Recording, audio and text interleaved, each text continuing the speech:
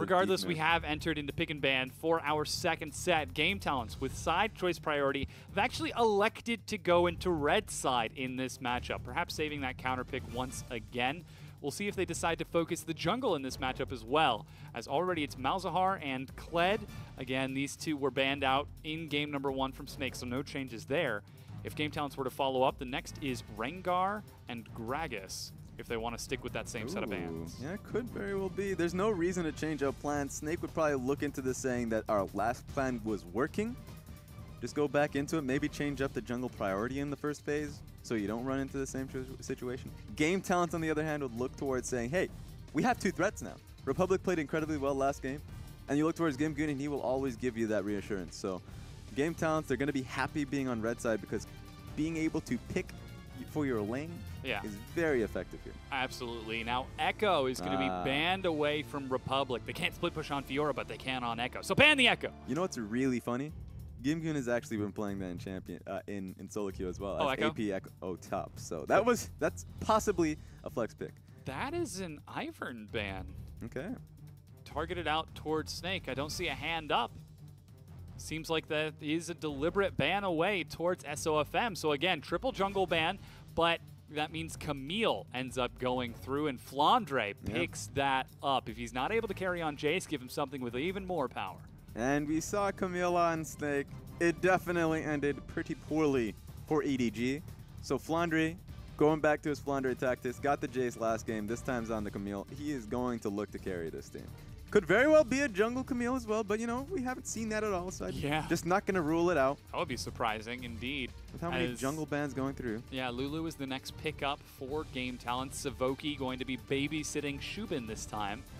And now Xiaoyu, will he pick away the jungle? Giving it a hover. He's thinking about it. Not changing that plan. The face of a man who's ready to steal away your jungle camps, SOFM. It's all on SOFM to be able to change this, because with the triple jungle bans coming in, now it's basically Quadra because Kha'Zix is being taken away. It's all up to SOFM to pick it up on his first phase so he doesn't run into the same situation. Of course, he wasn't sad particularly about how his early game was being played out as Rek'Sai, and he's very comfortable with that champion. But you just don't want to give Xiaoyu an extra bit of skirmishing power.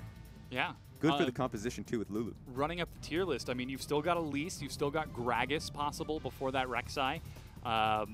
We'll see if they decide to go for it, as right now it looks like Syndra, so still prioritizing those solo lanes from Snake, relying on the raw mechanical ability to just outplay in lane. And when we get into this game, we said that SOFM was clearly the better jungler here. But if you just pick Kha'Zix and then ban everyone that's bad for Kha'Zix, then you know what? It doesn't really matter if the champion's is more powerful. So there we go. The Elise pick, gonna have to get nabbed up first phase. Yeah, that means that Game Talents will get the opportunity to shift some of their bans around in second draft. We'll see how they adapt, as they're currently looking at a top laner, an AD carry, and a mid lane for Game Talents to round out their final picks. And again, all eyes are going to be on Shubin filling in for West this time around if he will go for that more supportive style. Yeah, you're mentioning the bans. I think it should get split up. Karma should be a ban. You have yourself a strong lane with the Lulu and pretty much any AD carry. You even have AD carry priority with the red side getting that first pick in the second phase. So get the Karma out there.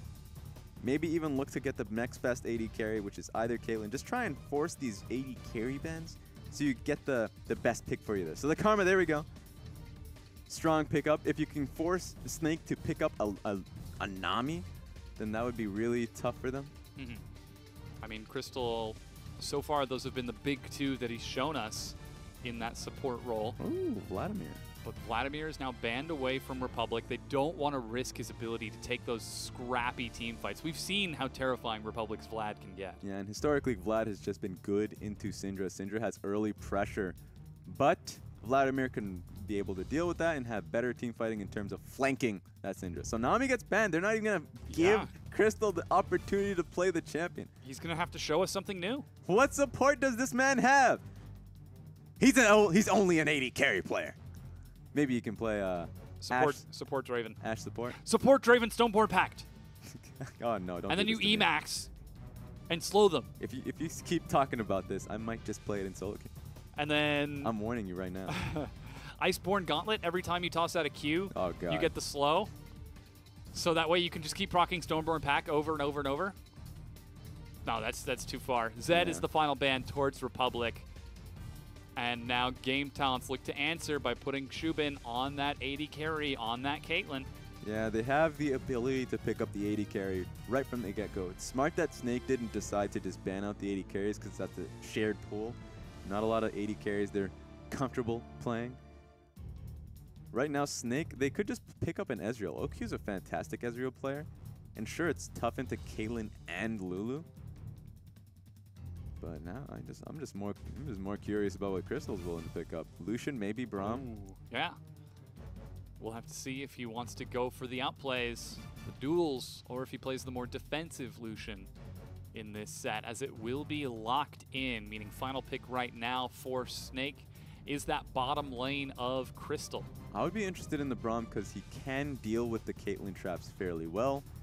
Can sit on one, put up his shield, but Crystal now has to Does that look like out. the face of a man who wants to sit back and be defensive? Apparently he even not. swapped over to Ignite. Oh, no. I mean, He plays Draven. This is going to be, we're going Hook, okay. We're going in, we're going to Ignite him. This is going back into the past. We're getting some Lucian Thresh lanes here. Oh, wait, that is just lore. That is against the lore. You know what? Wait a second. Pause this right now. That's the idea. That's why the lane is so hilarious, because they have such good synergy in lane, but lore-wise, they're worst enemies. Yeah. The wife steal lane. I forgot about this lane matchup. It's so long ago that we saw this, and it's just every time I see them working together, if they get a kill together, I just feel bad. And now Republic gets to take Twisted Fate in the mid lane. Huge mobility, excellent split push. Maybe not quite as big outplay as Echo, but this is Game Talents going back to what works. This is a really big call out. He doesn't have an easy to use lane to go towards and get easy kills. Rumble's going to be hard to really solidify something, because especially against hopping around a Spider-Man in the top lane and Camille. And then you look towards the bottom lane and there's no real hard lockdown with Lulu and Caitlyn. So, and he even has a really difficult lane up against Syndra. He's going to have to build defensively to try and get out of this one. So I want to see what this man has got, because he's got a hard lane matchup and a hard lanes to really coincide with. Yeah, hard life in general. Yeah. But again, Game Talents are going back to what works. They're running a 1-3-1. They've got Teleport, Twisted Fate. They've got a more utility AD carry. They swapped out their actual AD carry, not just the champion, but to a more utility-based, so that he can sit with Lulu, he can sit with Kha'Zix, just keep waves cleared out in the mid lane while the side lanes do things. Yeah, ain't nothing utility about that Caitlyn, unless if she can somehow trap them with beck and call. Just any time, any moment, people just sit on her trap. So no, it's difficult for Twisted Fate a little bit, unless if this team is able to set up a dive in the bottom lane incredibly well and just trap them under that tower. But it's up to them to play well together to be able to get that setting and make it easier for the Twisted Fate. So I want to see what his build is initially, because usually you go towards a Rod of Ages or even just hexed up GLP for the extra HP, maybe Abyssal Scepter, anything to really survive the burst coming out of Syndra. And usually how you play into Twisted Fate, because you have to learn how to play into Twisted Fate. It's such a completely different style, because he can not only play against you, but also play against the minions. Yeah, and you know that SOFM is an invading jungler, so he suddenly has to have in the back of his head, if I ever go in alone, I will get ultied on by Twisted Fate. Yeah. That is an instant collapse. Doesn't matter if Twisted Fate's getting shoved into his tower. He will just get there first. There's so much potential for punishment here on Game Talents. And that's exactly what cost Snake the game in game number 1, as we've loaded onto the Rift 5-man invade. No. Republic's got Gold Card. He lands it. Instant cleanse from Zatai. Summoner spell, burn. I just love the LPL graphics, because as they went into the matchup, showed you a glimpse of the it's like there's something going on. It's like, oh, they're all in that bush. Wonder what's going to happen. Oh. A lot of pick coming out of Thresh, a lot of picks. Yeah, but, we'll have to see what happens there. Ooh, doesn't have the Thunderlord, so he has the Courage of the Colossus, as you would expect from a Thresh player there. Easy flays, easy life. Yep. Easy flays, easy plays. But he will be going up against the rather long range of Caitlyn, plus the assistance of Lulu to help it out. They're already trying to control this lane in the by sitting in brush. Lulu has to check it with her Q. Is she going to do coming. it? Throw a Q in there. No. Gets an auto flay. There's Courage of the Colossus. Quick shield to try to neutralize some of the damage. But Savoki ends up getting the worst of that trade. So, one point I want to actually touch on. Oh no, Zubin, get out of there. Why? I mean, you got the ward, but at what cost? OQ and Crystal are just going to keep harassing. OQ eats some damage, but Crystal is super tanky this early on. And so, you wouldn't expect me to say this, but the sustain advantage should be on OQ's side. Because OQ, yeah, he has, wait, Crystal's going for this random skirmishes. But yeah, you have the Targon's Embrace coming in from Thresh, so he should be able to proc it if they get access to the lane. Access is #1 word. But then Warlord is on Caitlyn. Warlord is something that definitely got changed. It's harder to be able to proc. You have to get the energized proc. You have to get the 100% on it. Much like if you were to get static shiv, you have to move around just a little bit, and it's not even shard. Yeah, and it's not even that much lifesteal off of it. So early on, it definitely got a nerf. So it's harder for him to regain that HP. Yeah, it certainly is. We'll have to keep an eye on that bottom lane and see how Shubin does performing against OQ, if he can do a better job in West. As jungler's now on the bottom side of the map, Xiaoyu will clear out his blue, doesn't go for a full clear, but then again, neither does SOFM. He's racing into the river, and Scuttle Crab, as 3 game talents collapse on him. Xiaoyu face checks, gets a ward, but eats a lot of harass, trying to delay some of the damage there as Shubin now turns onto Crystal. That's Exhaust. Ignite being used on Shubin from Crystal. Auto attack pops him out, but there's no sign of Xiaoyu. He's going in. Over the wall. Shubin heals, but now they turn on to SOFM. He's got Flash, looks for the execution. Is it enough? He gets the cocoon, but it is not. First blood, Flash under turret. Game talents advantage. Xiaoyu and Savoki live with just a little bit of life left on them, and that's going to feel really bad for Snake. They went all in on that entire skirmish, and that's a really heavy early game focus coming in from SOFM and OQ. Thresh, Lucian, Elise, they should have had a lot of favor in their, a lot of the pressure in their favor. Doesn't work out now. Zubin has double buff. That hurts. That hurts a lot. It's a lot of Peacemakers, plus the regen of that red buff gets to top him off. He was at 200 health after that fight. Now he's back up to nearly full. Things are looking good for Game Talents fans as they start off taking advantage of SOFM very early on in almost a similar fashion to game #1.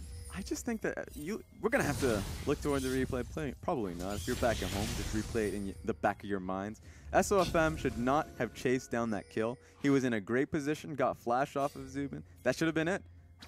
Then he hopped over 1v2. Yeah. Tried to outdamage Oh, Kha'Zix. no. Whoa! Ah, cleanse off of cooldown means Tatai just walks into the turret, lands a stun of his own. Republic really wanted that. Yeah, get the timings down, people. I think they probably recognized that it was backup, but they went for it anyways. Even had Lulu come in, which is a good timing from Lulu because Caitlyn was still on her way to the lane. If you have a free roam like that, take it. So that was great from Savoki to recognize the opening that he had and bring his jungler along with him. Yeah, and take a look at how those bottom lane's items have actually evolved over the course of this. Berserker Greaves first out of Shubin with that first buy. No Vamp Scepter, no Pickaxe, going straight for movement speed and attack speed. Bit of a callback to almost the NACS when we saw this style of Caitlyn played by OQ to completely dominate lane, just by simply outranging Lucian and out-harassing him. And that'll do it. And it just looks towards, if you look toward the rune page of Caitlyn, we don't have access to that. But you probably have the usual Caitlyn rune page is like 17% attack speed. Yeah. Like a lot of attack speed piled up on. You get in the Berserker's Greaves as well, you're going through the minion wave. And even though you don't have a lot of damage on you, you're just going to be able to shove in as much as possible alongside Lulu. But there's still pressure on Lucian and Thresh to get the picks necessary. If the Thresh hook misses, then you have the ability to walk up. It also makes you a lot safer compared to the no boots at all and a pickaxe. I mean, if you get hook flayed pulled in, Lucian's going to try to burst you down. So perhaps Shubin trying to be a little bit more safe with this style. Or perhaps he's going to try to be aggressive. I don't know. We'll see. Yeah. And what's fun about this, too, is Lucian going towards Vamp Scepter into Blade of the Rune King. Now, that's not special in any way, but it is special because going up against Warlord's Bloodlust, you know, you have the lifesteal advantage. If you have Vamp Scepter because it naturally builds into your next item, that doesn't mean anything. Suddenly, the lifesteal advantage that you have in lane does not amount to much. So the skirmishing power is suddenly in OQ and Crystal's favor. 3 people head towards the mid lane from Snake as they continue to prioritize that bottom lane. You saw Xiaoyu potentially looking for a gank up top before he completes his own recall. Ooh. As there's a control ward in River, Scuttle Crab, and 2 additional wards. Game Talents will know when Republic flanks. I mean, Crystal lands a hook. Meh. Yeah, I know it's not going to turn anything. It's still fun to watch. Just look at the P shooters coming out, too. As OQ is going to be able to heal that up. The BB gun. Yeah. Oh, that stinks. But does it, though? Just a little bit. He's gonna heal up in just 5 minutes. I mean, he does have that Vamp Scepter, so he continues to top himself off. But yeah, Republic is finally level 6, dealing with Zetai's level 6. They're both going to look for a quick recall. And with this recall, ooh, get another hook. He's just doing it for style. I play this game. With this next recall, Republic actually goes from Merc Treads into Catalyst. Yep. So he's building for the lane. So we mentioned that the Catalyst, of course, he wants to be able to protect himself in this lane. Yeah. You want to keep yourself safe at all times. So my question now is if he's going towards Hextech GLP or if he's going to a Rod of Ages. Rod of Ages gives a lot more in terms of AP, HP, all that good stuff once you scale it up to 10 minutes. But of course, the utility goes towards... The initial buy is pretty low. It is. The initial buy is low, but also the utility advantage towards what we like to call, of course, the sprinkler. Be able to, you know, that's what's nice about Hextech GLP is the active to be able to slow people. The GLP 800. Yeah. Yeah. It's a sprinkler. You didn't know that? Never thought of that. You rotted the grass. I could totally see that. Yeah. Of course, by watering the grass, you do make it's a little bit frosty, but to me, whenever I think of the GLP 800, yeah. I think of Aurelion Soul because you build that with like Rylai's and Leandries and you burn people down, and the concept of an astral star dragon who builds stars for fun, flying down to Runeterra and then just watering his lawn. He's been alive for a long time. I feel like he's probably fair. Listen, okay even star dragons can have a hobby. Yeah. He's got to find peace somewhere, even though he's apparently blowing up planets. Not this one, because he's apparently just fighting on it. Yeah. He's just well, I mean, he almost blew it up. Squabbling. But now blue buff being passed over to Republic. Xiaoyu's going to gift that over, and after the initial blunder of Snake, of SOFM, things nice and slow. Currently, Snake are going to try to rely on their strong laning phases to get a bit of an advantage. That's Here a lot of Crystal people. and OQ. Republic immediately eats the first burst of damage before being collapsed upon. Locked down under the turret. He gets denied. Teleport canceled by Gimgoon. And Caitlyn just kind of awkwardly walking over saying, what do I do in this situation? She goes right back to the lane because this tower's going down 100%. No one expected the entirety of Snake to be coming down and just being able to take this tower and the member under it. Yeah. Big win for Snake. And Zubin's not really getting much off of it. Raz? Yep. No one expects the Spanish Inquisition. No one. 5 people just, showing up in the mid lane. Republic is like, I should have seen it coming. Spanish Inquisition. It always happens. Yeah, every time. Every year. Same time. Every time. Same time of day. Yeah, Shubin, now he's got a BF sword on that P shooter, so it's starting to do a little bit of damage, but just nowhere near enough. Can't get any damage on the turret. Narrowly sidesteps the hook. And with that mid-tier 1 gone, the first brick split amongst all 5 members of Snake, suddenly the threat of this Twisted Fate a little bit more reduced. And yeah, with the double Amp Tome, looks like it will be the GLP on this Twisted Fate. Okay, there we go. And one thing about Twisted Fate, the best way to deal with it, this is why learning how to play against the Twisted Fate is so important, because you just have to sit in his lane. Yeah. Force him to not move elsewhere, and you'll win out. They don't do the whole sieging thing. They just kill him, and they take his tower. And it makes it a lot harder for them, but here we go. Ooh, Xiaoyu leaps onto SOFM. He's got nowhere to go. He's got the tie on the wall, but there's Twisted Fate showing up. Quick assassination. Game Talents collapse and punish that jungler. There we go. It wasn't collapsing on an invade from SOFM, but it was actually helping Xiaoyu's invade. So that was a really good use of it. Now onus is on Sinja to be able to... Oh, they found Crystal. He stepped out of vision for just a bit too long. Drops a lantern to shield himself, but he still has that tier 1 to keep him safe. And Crystal just does not have his friend yet. OQ is traveling towards the lane. It's going to take a long time. Blade of the Ruined King completely finished, yeah. Just puffing it. I love how a lot of AD carries are just going for the hard rush on Blade of the Ruined King. It's a cheaper purchase. They don't even look towards the attack, or at least the movement speed in boots. Oh, you're just getting demolished. Oh yeah, that Ocean Dragon's doing work to Xiaoyu. I haven't seen somebody mess up that bad since Uzi leapt into the pit. It just happens all the time. What I love about Ocean Dragon is that it's relentless. So the movement speed is really, it's fast for the dragon. Crippling. And he slows you too. So he's like, yeah, I'm just going to keep slowing you, and I'm going to catch up, and I'm going to auto you again. Auto spacing like a beast. Yeah, with the recall from Xiaoyu, SOFM immediately invades into the jungle. Not to mention there's pressure from Flandre and a forward ward to keep an eye on Gimgoon. So SOFM is completely safe in this, but that doesn't mean that they're not collapsing. Recall out of Zatai, and Republic is there as well with Flash. SOFM uses his. Republic starts stacking. Yeah, he doesn't have a lot of mana, and he does not have his ulti, so that's what SOFM has to worry about. Constant collapse in his own jungle and the enemy jungle. He just can't do what he loves to do the most. So he has 0-2 and 0, and even though the lead is in Snake's favor, he's not feeling it. He's not. The money is not in his pockets. It's elsewhere. Tragically, not doing quite as much as he needs to this early on. Snake, though, are up a massive amount of gold. 1,500 with that first turret and first brick. We're seeing some CS leads open up in the mid, the bottom, and especially in the top lane, where Flandre is nearly 20 CS up over Gimgoon on this Camille into Rumble. And here's what's scary for Snake. Game Talons, sure, the gold lead right now is in Snake's favor. Yeah. But you have a Twisted Fate that kind of unlocked, even though right now, yeah, he lost his tower, but he can use it in his favor to be able to shove out a wave and then hide in his own jungle, and then he can pick and choose where he wants to ulti. He can ulti towards the bottom lane, which is constantly shoving out. OQ and Crystal right now are making it their name known here. And then you look towards the top side, and that's what Camille is doing as well. SOFM looks to set up a dive bottom, and they've got Zatai roaming down there as well. He's going to see the volatile Spiderling, and that means that Tier 1 cannot be defended by Shubin and Savoki. So Snake are going to break down this second turret of the game. Meanwhile, Ping's up top. Republic is on his way up there, but Flandre already leapt to safety. Yeah, but Republic did not have his ulti. It's going to come up in just about 5 seconds. He was able to clear out that ward towards the top side. So Flandre is just playing it back. Flandre says, I don't need to do anything. My team is winning the game for me. So he's playing like a smart top laner should. Exactly. Keeping himself safe, playing nice and defensive. Will spot Xiaoyu at the blue buff. Minor consolation prize. If you give up blue buff for an Ocean Drake and a Tier 1 turret, definitely worth it. Yeah, he'll take it, as he should. Oh, they might go hard for this is the same spot as in the previous game, but they're going to force the fight, this time collapsing onto Crystal. They see the dragon go down, SOFM just completely abandons his support. Is like, sorry, dude. Yeah, he did not gauge the situation at all, and guess who's not gauging it as well? Flandre should get out of here. Yeah, leaps to safety. Gimgoon's got his equalizer, but instead just pushes the minion wave in. Let's see if they will be able to take this turret. 6 minions and half health.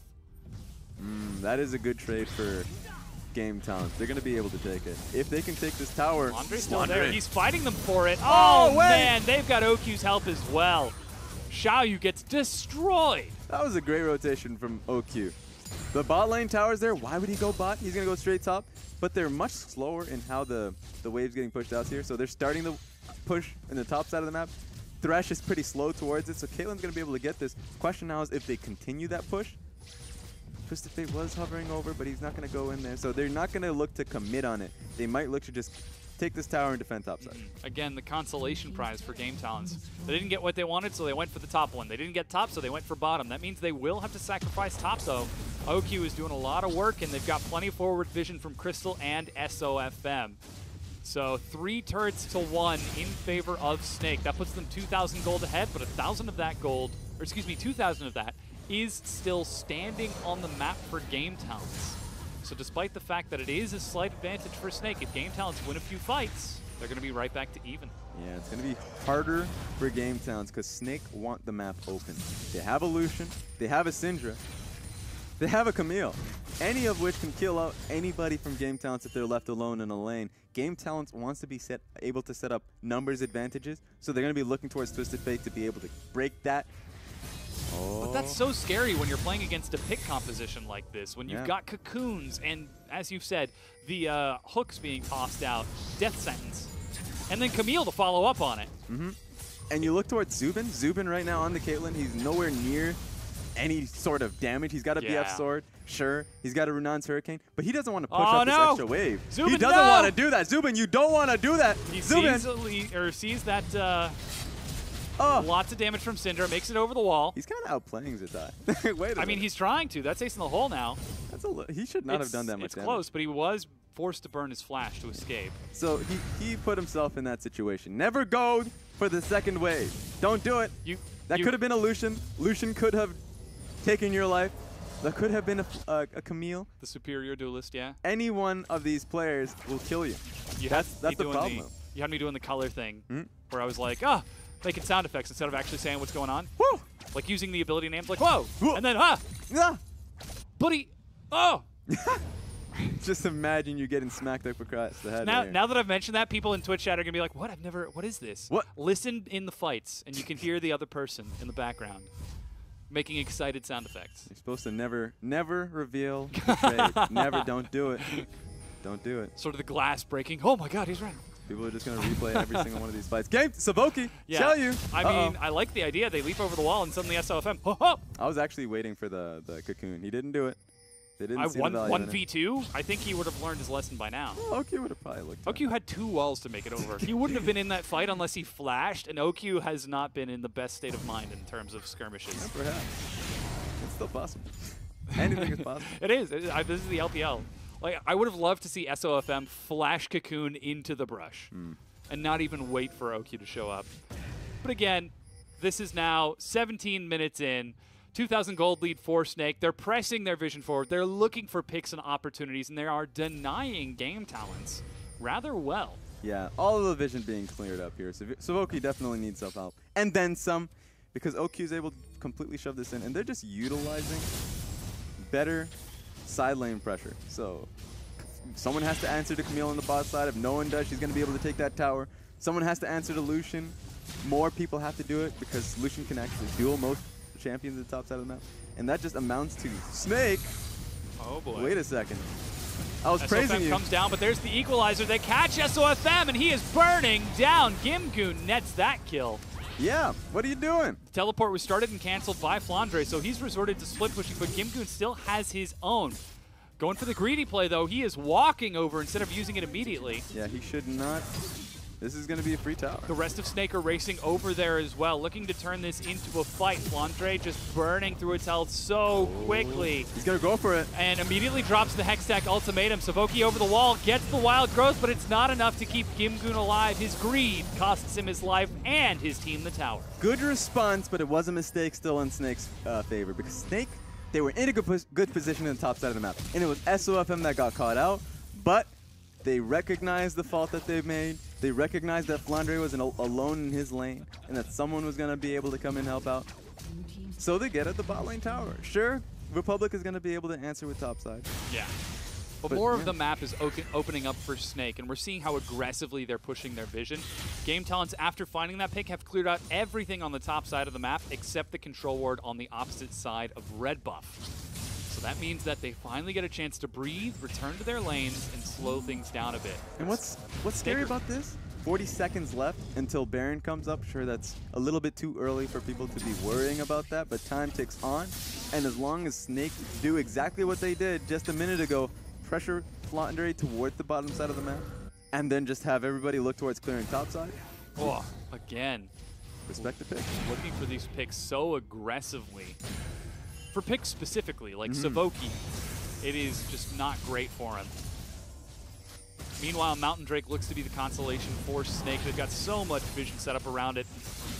Game Talents are actually running towards the Baron, clearing out vision as best they can. They see the Mountain Drake goes down. Yeah. But they still don't see that blue ward on the backside of red buff. They still don't see the one in Tribush on the top lane. They're essentially squatters here. They're not going to be able to hold the position. They're just going to clear as much as possible, then hide back into the lanes. Snake is always going to be able to reclaim this position because Snake have stronger lanes. They're going to be able to push out more frequently, and at all times, Game Talents are going to be have to answer these lanes. Yeah. And so whenever they get pulled out of the vision that they were able to accrue for themselves, they're going to lose it. But it looks like they may be okay. They're going to back away. They're trying to see if anybody maybe catch out Crystal. Oh no, he didn't use the command attack. Oh. He literally walked through the brush, but because he wasn't doing command attack, he was doing right-click move. Yep. Just don't see it. Some players, they Unlucker. focusing too much towards the wave at the top side of the map. Yeah. Looking ahead, looking to the future, framing it in the most positive way imaginable. I mean, we're trying, but right now, Snake seem to have found their momentum. They've got a very strong pick composition. They're maintaining vision. They're contesting Game Talents whenever they can. But now Game Talents are forced to sit back and react. And it comes down to the question of how long do these fights last? Will they be able to find the picks? Republic cleanses as Zatai flashes, but he has to walk out on top of an equalizer. Savoki gets destroyed. Dark Passage gets the tie to safety. Gimgoon tries to turn to OQ, but Crystal goes OQ. in. That's going to be SOFM joining the fight as well, and OQ is doing work. Shubin cleans it up, but that's Hextech Ultimatum. He's trying to kite this out as best he can, but it is not enough. Republic is just completely stalled out by Crystal as Gimgoon barely survives. It's 3 for 3 when it's all said and done. And that is still a major loss for Snake because Snake was in a good position. But once again, SOFM is in his own jungle farming up, and you look towards the top side, Zatai was clearing a ward on his own. Should never be the case. You have to look towards your Thresh to be able to be in position in between where your carries are clearing out so he can save with Lantern. That pick should not have worked, but it's because they're able to poke holes in Snake's ability to create pressure. They're recognizing with the Twisted Fate, oh, this guy's alone, as I say that. Republic, you're alone as well, you have to watch out. Yeah, just playing a very dangerous game. He gets hit by a single skill shot. He will be stunned and dead, but gets the side steps and keeps himself alive. Here's the play again. Yeah, so Elise is nowhere near where Zatai is. Same with Thresh, same with Lucian. So Zatai had no reason to be here. Still deletes Savoki, who still has ulti but did not expect that. And OQ is doing a lot of damage. And so individually, Snake are doing a lot of damage to even this up. Even up an uneven play where, yeah, Syndra was not going to be able to come back into the play. She comes back because of how well the fight is going, but she's not able to do consistent damage. Crystal comes in, or at least Flandre comes in a little later. So they outplay that position, but they just need to be in the proper position to start. But persistence, once again, Snake are going to go right back into this area. Flandre is all the way back in the bottom lane. Game Talents is like, oh, I thought we just broke this up a little bit of time ago. Yeah. But that's because if you look towards how many control wards are up for Snake, every single member has a control ward. In fact, SOFM has 2, just in case one of them gets killed. So Snake are playing, they know what to do. So much priority around these picks. They know, they're trying, they just have to execute itself. Execute game talents. I mean, they have to execute the play and execute game talents. Yeah, execute every single member. Now they're trying to execute Savoki, but Cocoon range apparently slightly longer than the death sentence there, as Crystal wasn't quite able to follow up. Ooh. They managed to get some burst onto Xiaoyu over the wall, but luckily Wild Growth keeps topped up. That's a big win, and Zubin. Yeah, pinned down with the ultimatum. He's eating some harass. Gimgoon Zanya is really early, using the equalizer way too soon as well. Flandre will kill him as Republic leaps into 4 people and gets destroyed by the flanking SOFM. Snake find 2 quick people out of position. 2 for nothing, and the best thing about it is that everyone on Snake is pretty healthy. They're going to go straight towards this Baron, and I don't even think they're going to start it. They're just going to try and lure Xiaoyu, Zubin, Savoki, just about anyone to come and take it, because the picking power from Crystal is too strong. Look at where Crystal is positioning right now. It's a trap. He's looking for a hook. He gets it. He actually catches Savoki. Savoki dies as the Baron falls, and now it's 9-7 with a quick 6,000 gold lead and Baron buff. Snake have got complete control of this set. Yeah, and they knew how to play around Baron. Once again, Crystal's positioning was, if we get the Baron, that's fabulous, but we're also going to get a kill 100%. So this is a major win for Snake. They pulled out ahead, 7K gold lead. This is a game that they wanted to take. You can see a lot of that gold is on Flandre, on that Camille, getting the chance to carry in this game. 2,500 gold ahead of Gimgoon. And perhaps showing us that, hey, maybe the Jace isn't quite up to par, but Camille definitely still looking hot. Yeah, and I mean, a lot of Camille's go towards Titanic Hydra. He's going to go for a Ravenous, and he's going to get a Kindle Gem on top of that. Kindle Gem probably going to be for the Magic Resist item. There we go, Spirit Visage, because he knows the only players that's going to go up against him is going to be Gimgoon, and he's going to be able to win that incredibly hard. So the split push is very real right now. That threat's definitely online.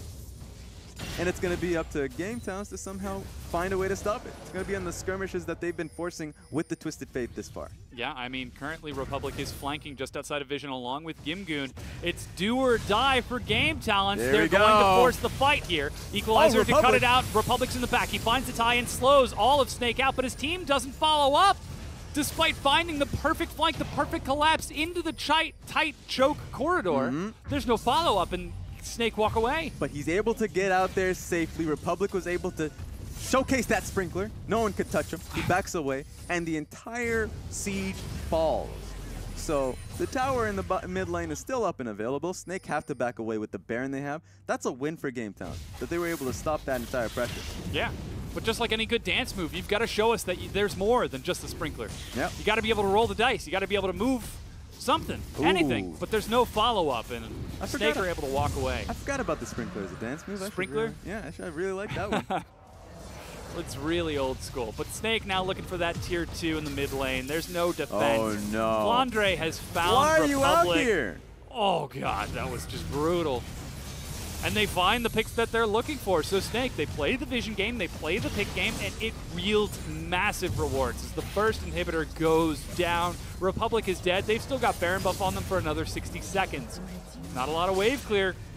Yeah, nothing really will stop them. This will have to be a game-ending fight from Game Talent. Yeah, they've caught Gimgoon with a quick stun. OQ is just burning through these turrets, looking for the next one. Wait a minute. Flash engaged from Zatai onto Shubin to push him away from these minions to keep them safe, as OQ will try to heal up. He eats an ace in the hole, but Crystal blocks it for him. That's an equalizer, and Gimgoon is back against the wall, tries to force the fight, but his Flame Spitter is interrupted. He's trying to turn it around, and Xiaoyu leaps away. OQ in the front as Crystal misses that death sentence.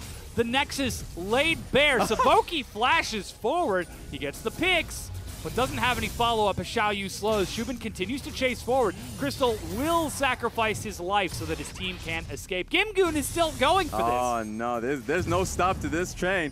Ulti from Twisted Fate. Yeah, he's trying to get in for the flank. Now Flandre is there. OQ is burning down, but it's not enough. Republic is the target. Zanya's is not enough. Power Unleashed trying to catch Xiaoyu. Gimgoon continues to slow down wherever he can. God. Flash sidestep in this fight is still going. Finally. What are you doing, Game Talents? You just lost the game, but you're still winning. Yep. Even when they're losing, they're still winning. That was Hashtag ridiculous. Tiger Blood. that is Tiger Blood, because they're always winning. Yeah. Game Talents, that was ridiculous. The TP flank play coming in from Gimgoon. Sure, I don't even know if it's 2,900 goal on that one, on the Baron power play, because I don't even know if it calculated the Game Talents comeback. We're going to have to question them. But they were on the Nexus. Yeah. And then Game Talents were like, we'll fight you. In all fairness, it's still a 9K gold lead from Snake. All right. We reel it on back, as the observer is pointing out. TP right there. TP for Flandre. Could very easily just go in for a flank it at just any came off moment. cooldown. So this is still a major win for Snake, even when they lost out. They don't want to lose in those fights, but they're still in a great position regardless. Oh my goodness. Somehow Game Talents hold on. 29 minutes in. Down nearly 10,000 gold. Now they're going to go back to playing the map, setting up vision, and looking for those picks once again. Because if they find a pick onto a high priority member, they will almost certainly have a clear path to the Nexus, a clear path to victory. And that'll bring us to game 3. And you could tell how much that observer wanted Flandre to just TP in at any time. Just help. Just get in there. Just go for it. He was just zooming in on him, giving in all kinds of scenes, all kind of camera shots. Yeah.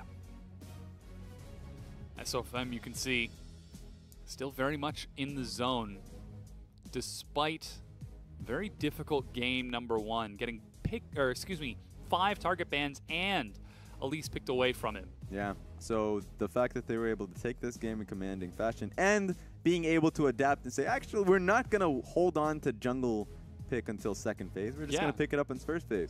That's a smart adaptation.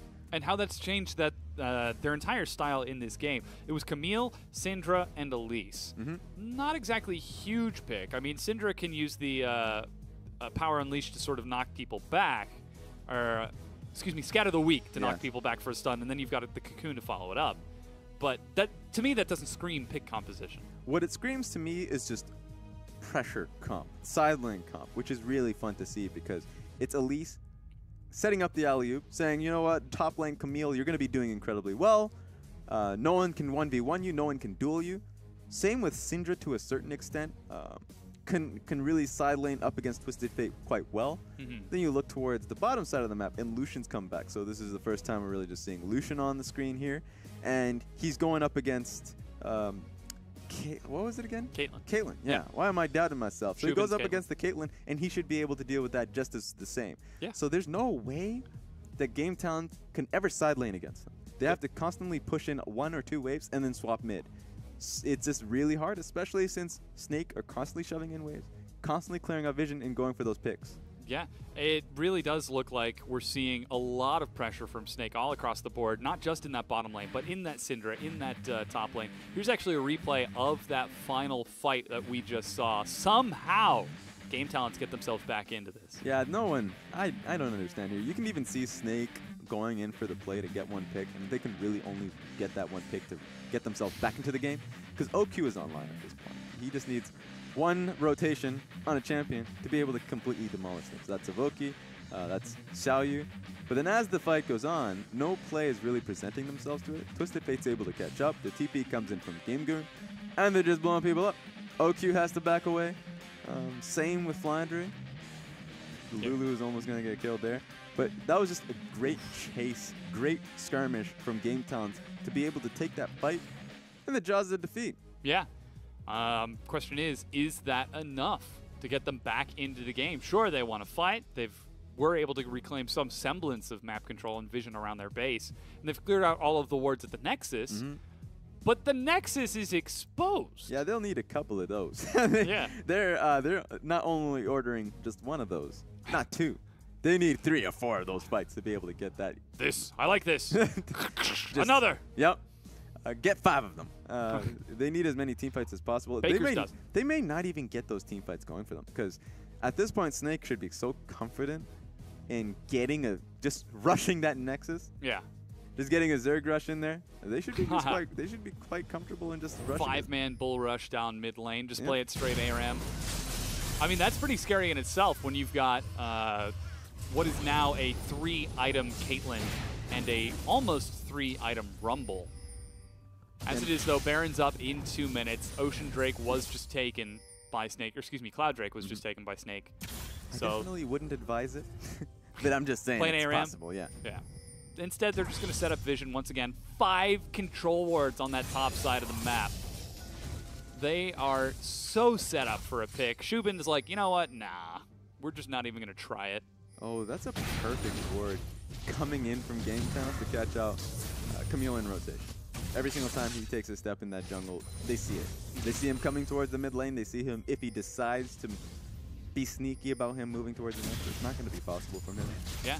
They've completely sacrificed vision on the top side of the map, not risking any sort of pick, knowing that they will have to manage to defend against the super minions down the mid lane, split push Camille, and then the remaining members of Snake.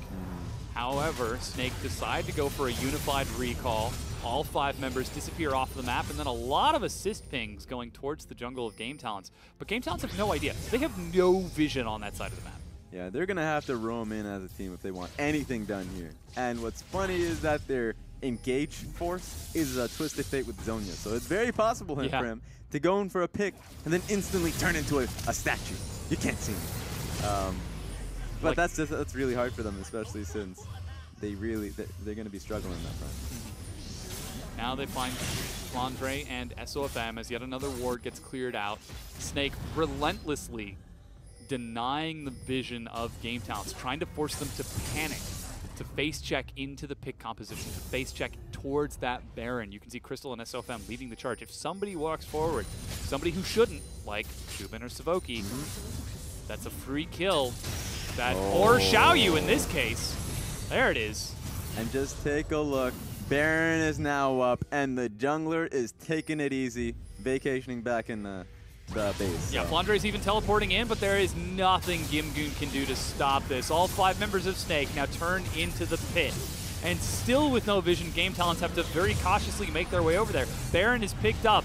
Snake have got this game in their hands. And that's what we always say. That's what we always think about. And you know what? This game should have been over 10 minutes ago. But Game Talents are fighters. Traps being set up by Zubin. They're just gearing up for a fight. That's what they want. Yeah, the inhib is back up in the mid lane. So at least they don't have to worry about super minions. But 5 members of Snake plus a Baroned up wave is now rushing down like a great tsunami ready to break upon the shore of Game Talents' base. Game Talents have to force the fight before Snake walk into this base because of how exposed this Nexus is. They can't afford to force a fight near the Nexus, or else they'll just say, hey, you know what, we'll just take the Nexus. The inhibs are up, so Snake have to go towards that one first. Oh my god, they're just taking a lot of pot shots here. Yeah, Flandre eating those quite happily. Redemption to top himself off. That's fully, And now they turn onto the inhibitor. They've still got Baron buff, going to rely on that raw damage. Stun onto Gimgoon. They focus Shubin in the back. He's healed up. Is it enough to keep Caitlyn alive? It is. Guardian Angel is popped by Flandre. Gimgoon using that equalizer nice and early goes down. Republic gets a stun. It drops Camille, and Shubin's trying to kite it out. He's flashing as far back as he can. That's Republic now going down, and with Savoki dead on the fountain, Zatai zoning him back. He kills that one. OQ looks for revenge and dies on the steps of the fountain. But now the inhib has finally been cleaned up by SOFM. They turn on to the Nexus. And unless Xiaoyu gets a miracle deny, this is the Nexus. There it is. Crystal with a quick shutdown says, no you. The swag. No you. I dare you. Just dancing it about. And that's it. The Nexus goes down. Snake are bringing us to Game 3. And what a way to win it. What a way indeed. Snake looking very strong. Picking the pick comp and executing on the pick comp. Looking like they had a plan from step one. It was definitely a game of persistence. Once they had the lead in their favor, they kept going back to it, saying, hey, you know, it didn't work the first time. Someone got picked out. It didn't work the second time. Someone else got picked out. But why not try it a third time? And then it started to see success. So joining us on the desk, someone whom we have picked ourselves, Indiana Frost here in black. Hi, guys. Thresh hooked you back in? Yeah, speaking of that Thresh, it was kind of sculpted from the very beginning. Of course, I get the privilege that I get to sit back and listen to you guys while I'm watching Champion Select, and I was like, Crystal would probably go for Thresh here, just because Snake always run 1-3-1s. And the difference between Braum and Thresh is the disengage potential of the Dark Passage versus, I mean, Braum can throw out a Q. He's not a terrible disengage champion. But we know that Snake are consistently putting themselves in these scenarios where they're using the Karma, they're using the Lulu, OQ and Crystal are buddied up with SOF from the mid lane, while Flandre and Zatai are out into the side lane. So it was a game plan straight from the beginning. It's why I liked the adaptation of Republic, then looking towards the Twisted Fate. He's like, okay, I see your split push, and I raise you the hose Twisted Fate. Unfortunately, though, the side lanes got ahead from Snake. Camille was huge, and there was really nothing that Game Talents could do. Like, Snake threw down the gauntlet. They said, we cannot fight them. We constantly lose, so let's not fight. Yep, never fight. Just keep picking them off. Exactly. And it's great to see Crystal having another champion, right? Because you see the Nami, you see the Karma is like, well, just play another champion. All right? I know they're all good, but I want to see what his preference is once you get past that point. It turns out to be the Thresh. So that's nice to see that now in the back of your head, you're going to go into the next champion. So like, oh, he's going to pull out Thresh this time. He's going to be Thresh Lucen because that's just the win lane comp. We'll see. It looks like that's the case. But I think it does expose Snake because they kind of have that one identity, and they're just so counterintuitive. So, like, Game Talents, as long as they can take away disengage tools from Snake or draft themselves even more important hard engage, things like Ashe, things like Jen, things like Kled, which unfortunately has been banned back-to-back against Gimgoon, would be the ultimate undoing from Snake. Something that they cannot disengage from because that's what they're entirely reliant on. Run around, have Flandre win a side lane.